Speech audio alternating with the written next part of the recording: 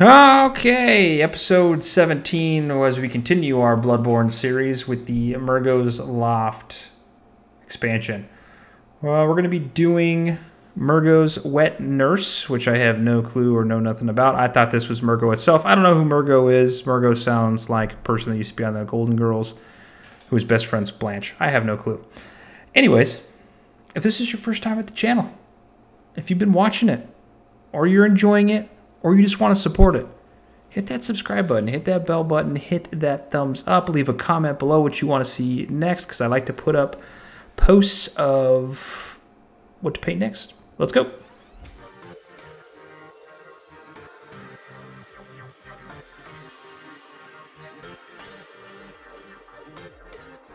As always, the first thing we're going to do is we're going to scrape all of those nasty mold lines off our miniature. There was a couple on this that were kind of crappy, so it took a little bit. Other than that, we're going to be using an airbrush. Now, I know a lot of you are probably like, ugh, God, airbrush. But they are a very effective tool that saves a ton of time, especially with big models like this. So the first thing we're going to do is prime in black using our Vallejo Black Primer. And we're going to spray that thing all over. I have a link below to the airbrush I use if you're interested and if you want to purchase one.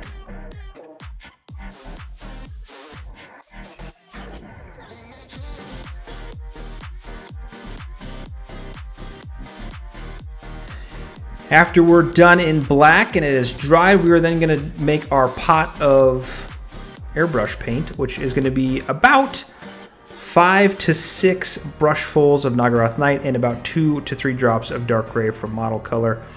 And then obviously I'm using about 5 brushfuls of thinner, airbrush thinner, and about 2 to 3 brushfuls of flow improver. And that'll give us a nice little spray that we can go on and use for our paint. And we're going to cover this thing basically with all of this color.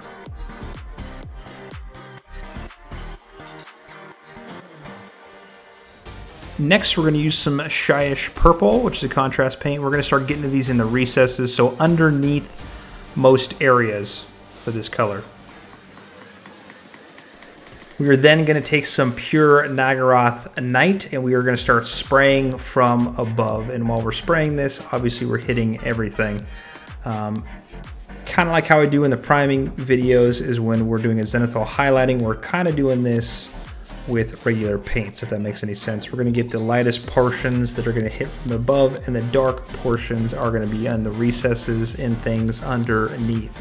So we're basically going to spray this whole thing with Naggaroth Night and make sure we are getting the tops and the insides of those wings.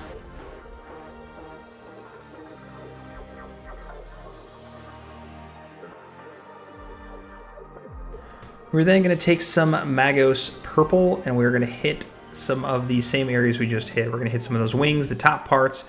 This is going to look pretty bright once you first put it on.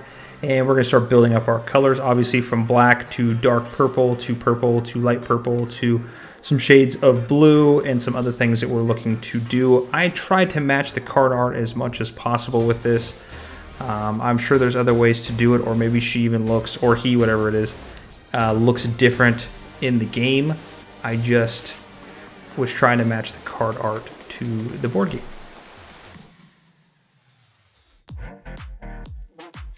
After all those purple highlights are put on, we are going to start building up our light purple highlights. And the first color we're going to use for that is a Warpfiend Grey.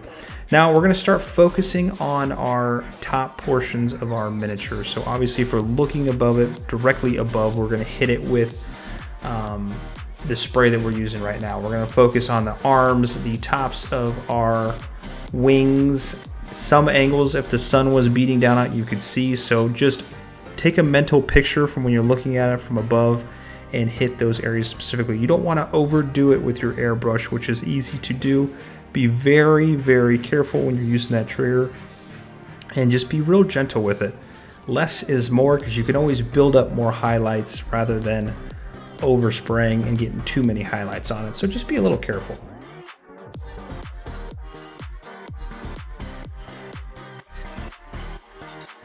And as you're moving around building up those highlights, you can already tell that the contrast in the color of our miniature is already kind of sticking out.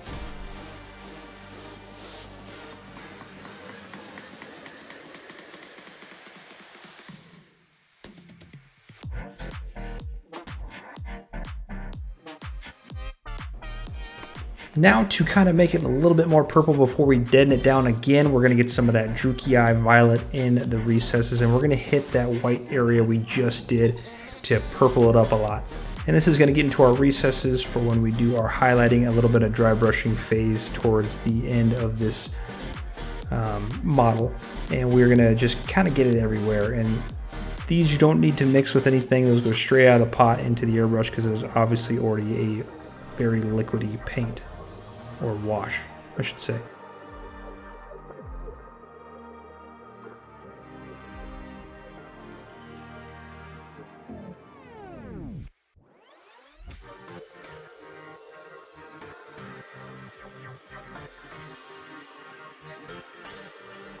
After that wash is dry, we're then going to use some Slaanesh Grey, and we're going to brighten up those areas again.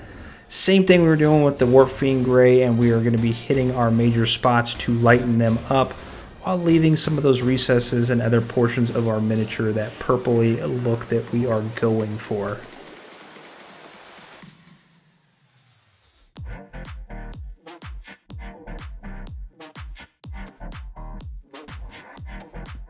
And after we are done with the gray, it should look something like this, which is a very nice looking purplish color. White, light purplish color.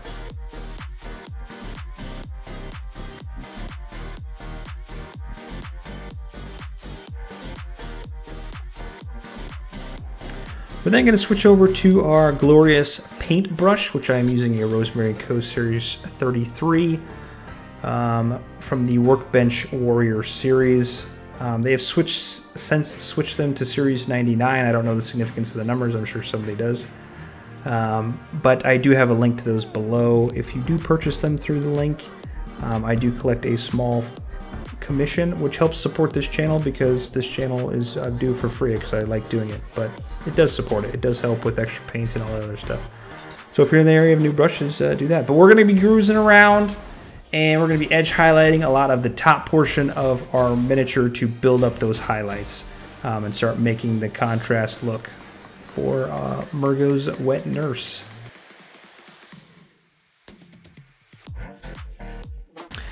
We're then going to try and match some of those blue tones that you can see in the card art, and we're going to take some Dark Reaper and we are going to hit some of those portions that are in the arms, some a little bit on the face, the legs, and a little bit into our winged area of our Wet Nurse.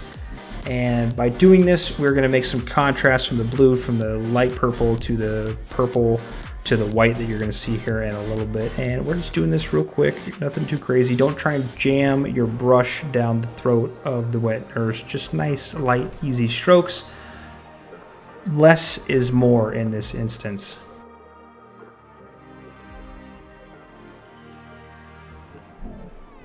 Next, we're going to use some Russ Grey. And this is a lighter color of the blue, and we're just going to go over this and build up our highlights a little bit more in the same areas we just did with the Dark Reaper, and building up those blue highlights throughout our miniature.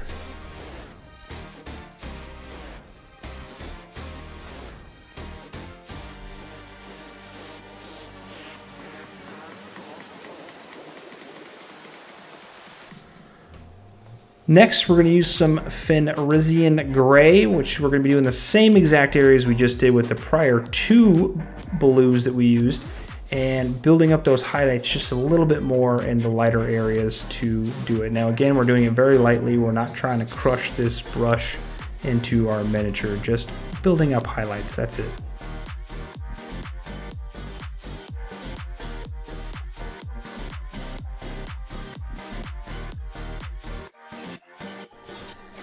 And we're going to use some Praxeti White, super gently, very, very gently, just picking out little pieces that are going to hit our miniature on the top portion of the surface, and just making a little bit of white in certain areas. Do not hit it in the dark recesses, just on the top of the wings, a little bit on the arms, a little bit on the head if you would like to, just a little pop, very light, super duper light.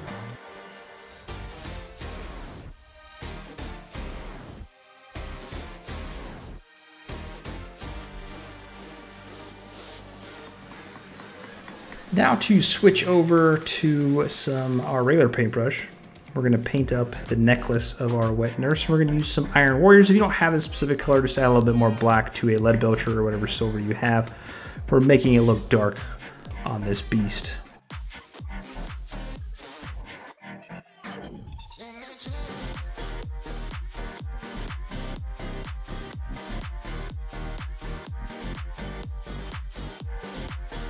We're then going to use some regular Leadbelcher on the sights or swords or whatever the hell they are on our wet nurse.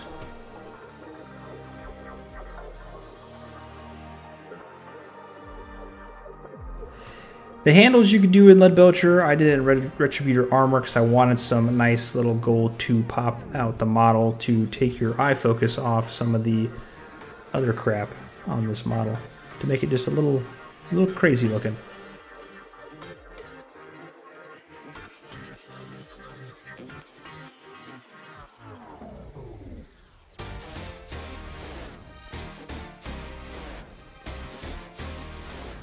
We're going to start with a little bit of wash on our silver pieces. So the necklace and our swords are going to get a nice little wash of our Nulin Oil. If you want to use this too for the blades, you can. If not, we'll do that here in the next step.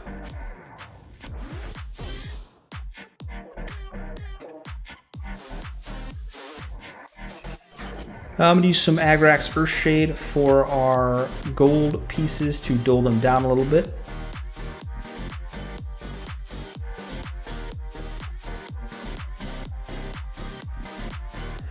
And we're going to do something a little different for the base, just to kind of throw it off a little bit. We're going to cover the base, top part of the base, in Death Korps Drab. Just be a little careful, do not get it on the bottom of our wet nurse.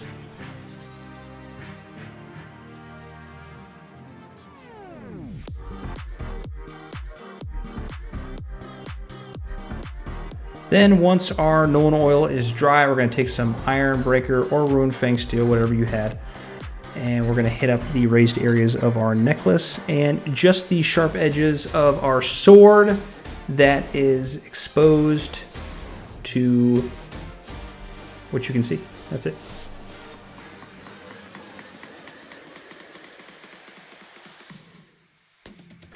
Also, do not forget about the arm bracers that are on, well, the arms of our wet nurse, just poking out some of the edges of that, and they have little rivets that are sticking up. Just hit those.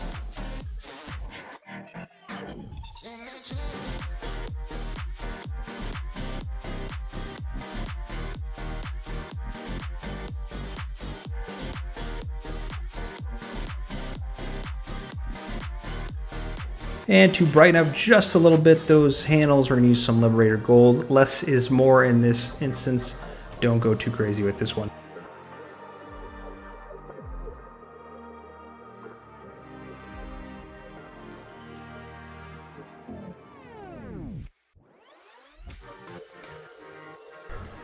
Then we're going to take some earth texture. I'm using some dark earth texture from Vallejo.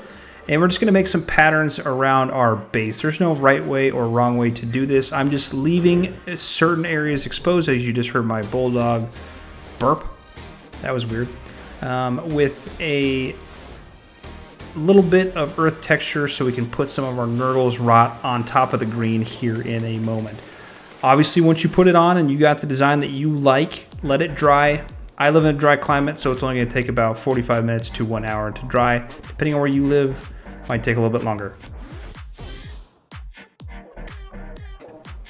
Then you're going to take some Nurgles Rot, and we're going to put it on our exposed green areas.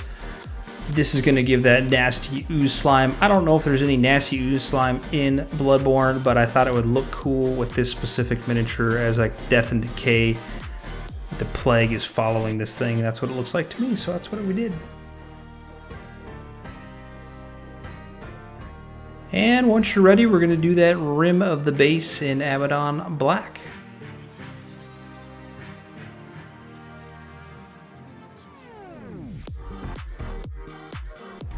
And that's it. We're done. You did it. It looks fantastic. I think you did a great job. And it wasn't too crazy. This is a shorter video than a lot of my other videos because we used an airbrush. And that's why you need an airbrush. It saves you time, effort, and it gets the mini on the table where it needs to be, being played. That's why we got it, because it's fun. Anyways, thank you for watching. If you're not a subscriber, please subscribe. If you have any questions, hit me up in the comments. If you want to see something specifically painted, hit me in the comments below. And thank you for watching. I'll see you in the next one. All right, paint on.